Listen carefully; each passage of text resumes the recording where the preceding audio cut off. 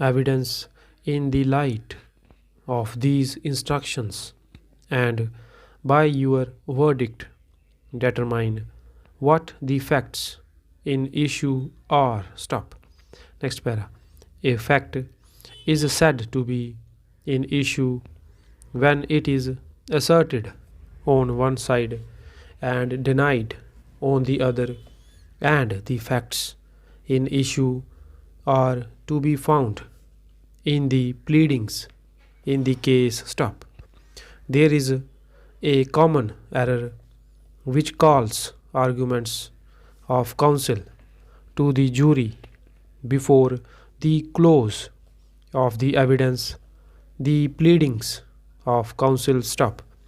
That is incorrect. Stop.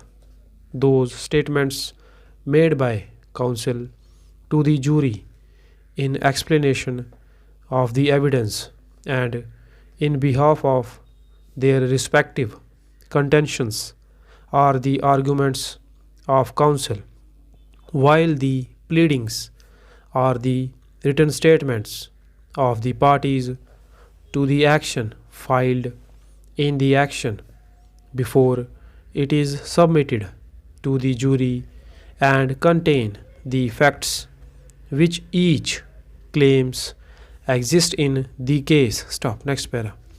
In this action, Sable and his younger brother Thomas are the plaintiffs, and John William Glenn is the defendant, and the pleadings in this case consist of the petition, the answer thereto, and the amendment to the answer, and a reply to the amendment to the answer. Stop. Next para.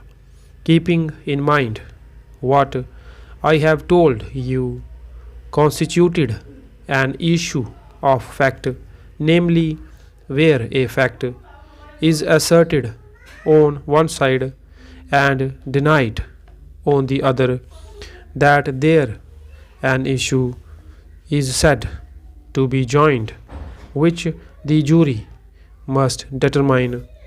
I now say at this point that wherever one of the parties admits an averment which the other party makes, the jury may take for the purposes of the action the admission to be true and the fact established, so that what the defendant has admitted in his answer to the petition you may take as true, namely that on the first day of May he sold and assigned to Sable Brothers at